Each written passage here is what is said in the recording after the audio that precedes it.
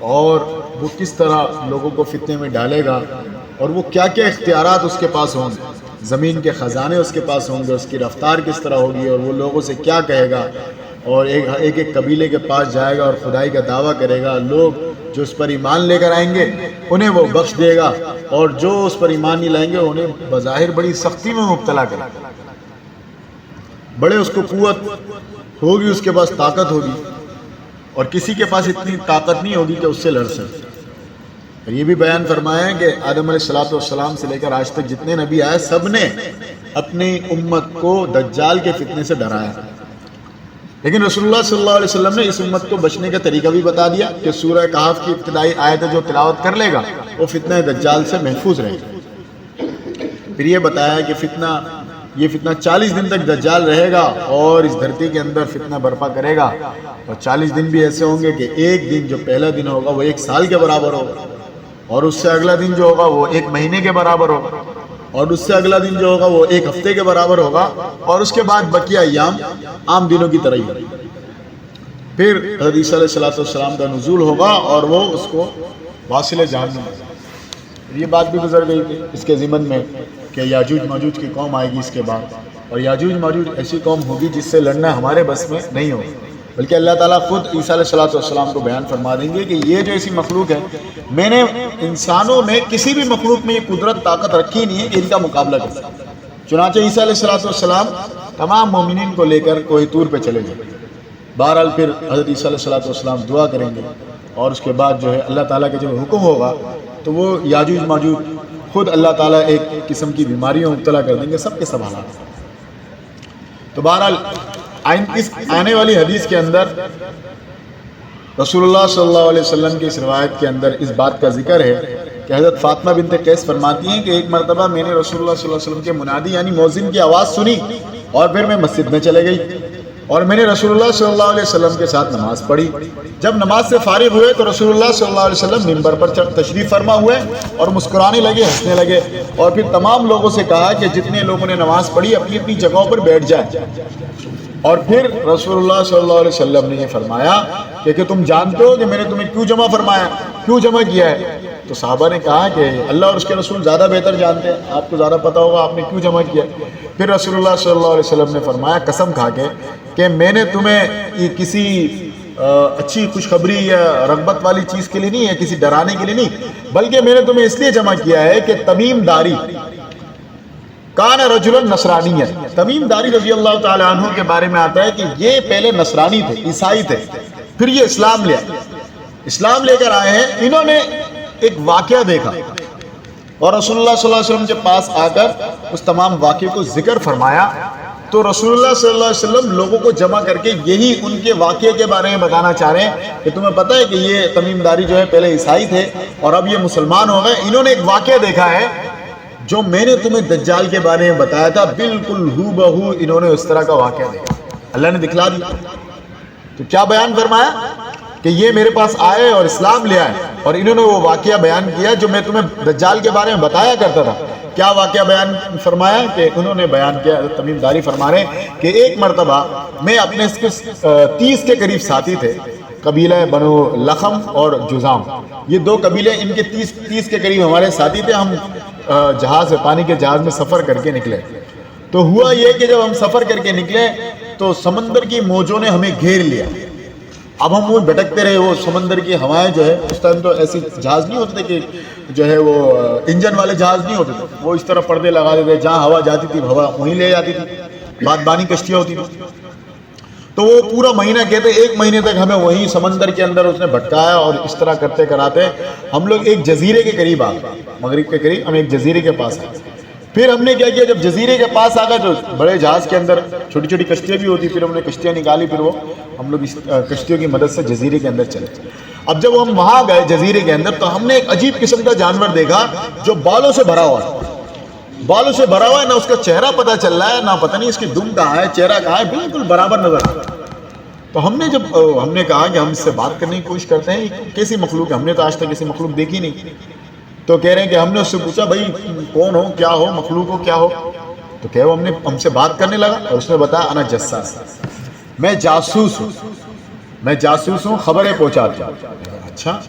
کیا بھائی کس کی خبریں پہنچاتے ہو؟ کہہ رہے چھوڑو ان سب باتوں کو، چلو میں تمہیں جو ہے ایک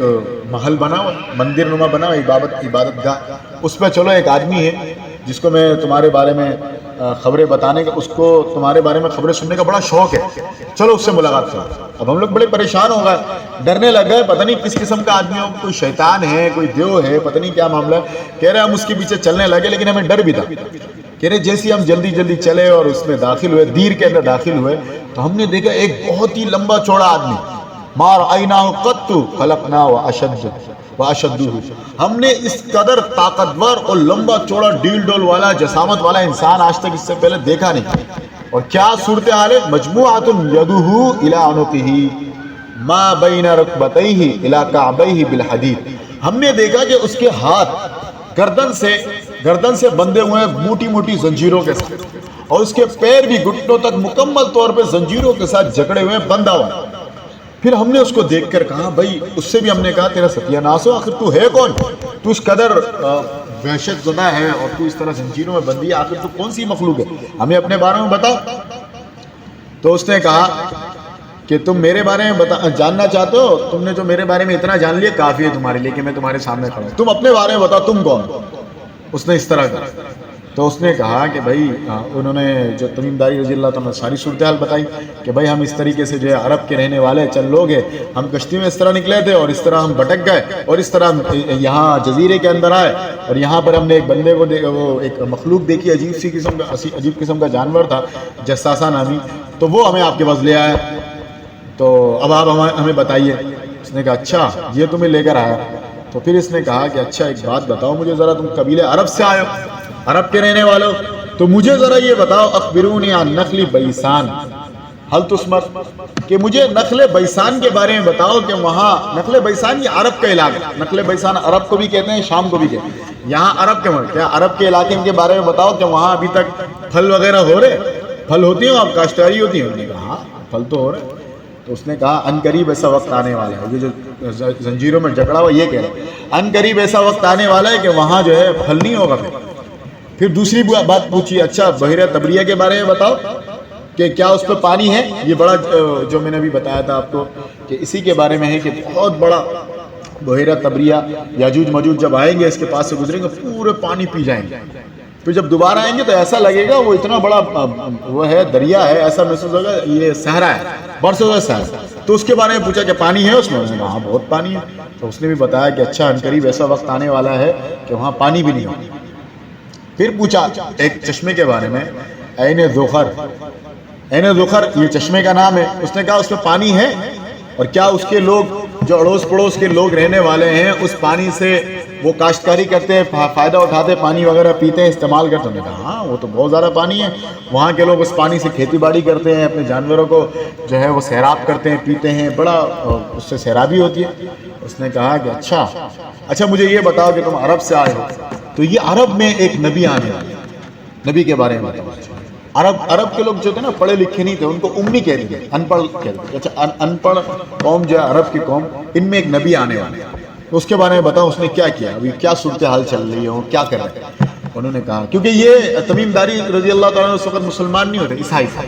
تو انہوں نے کہا کہ ہاں وہ جو نبی ہے اس وقت قد خرج من مکہ ونزل یثرب، وہ مکہ سے مدینے کی طرف چل گئے، ہجرت کر گئے تھے اس وقت رسول اللہ صلی اللہ علیہ وسلم ہجرت کرے گا۔ اس نے بتایا، اس نے کہا اچھا عرب والوں نے ان کے ساتھ کوئی مقابلہ کیا، جنگ ہوئی؟ انہوں نے کہا ہاں عرب کے ساتھ ان کی جنگیں بھی ہوئی ہے۔ دیکھیں کیا معاملہ ہوا؟ تو انہوں نے کہا بھائی وہ تو آپ صلی اللہ علیہ وسلم ان پر غالب آئے، ماشاءاللہ وہ مقابلوں میں جیتتے رہے۔ انہوں نے کہا اچھا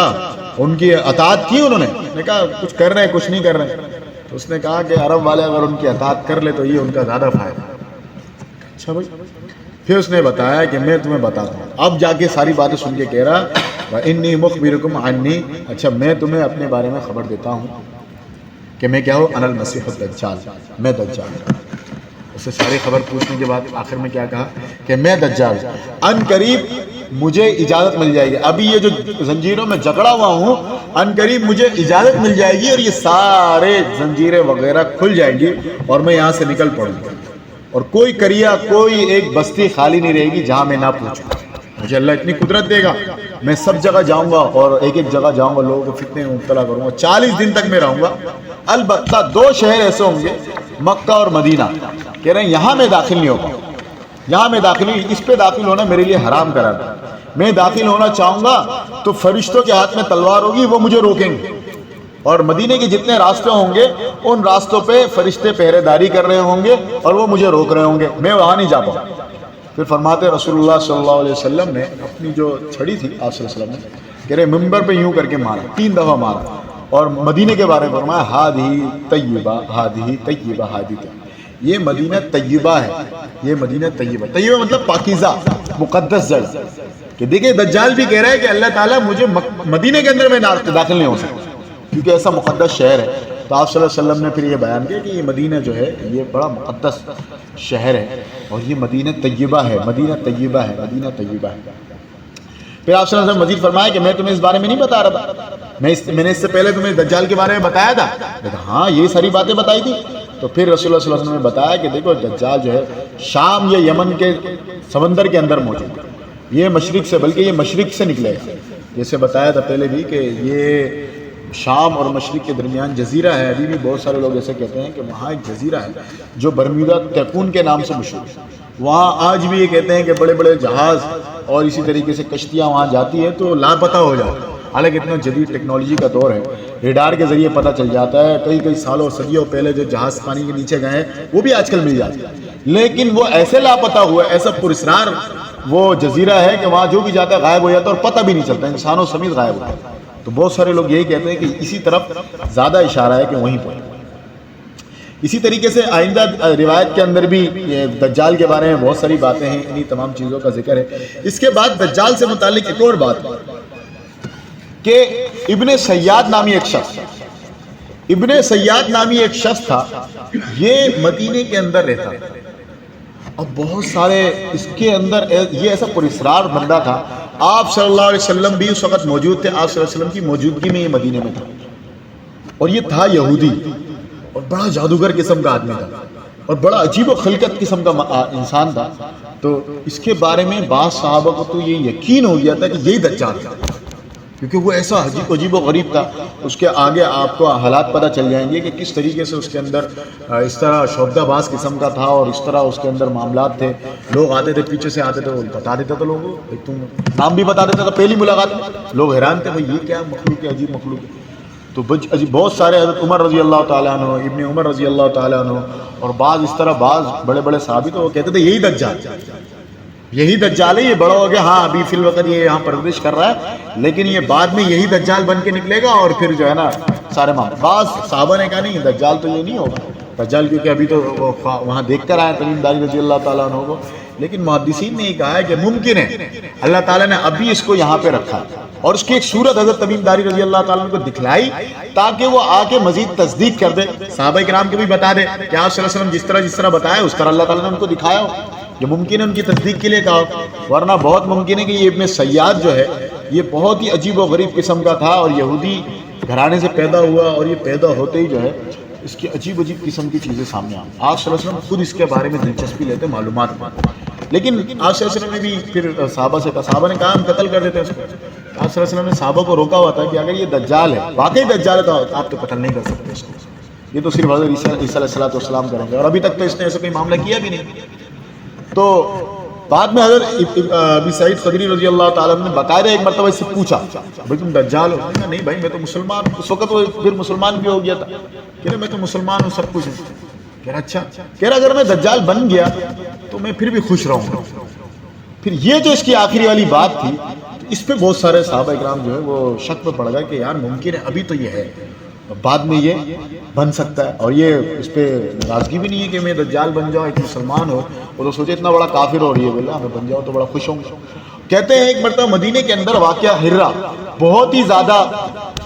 خطرناک واقعہ ہوا، خون قتل و غارت ہوئی، بہت سارے صحابہ کرام کو قتل کیا گیا، ایسا دردناک واقعہ ہوا کہ مدینے کے اندر کتنے دن تک اذان نہیں ہوئی،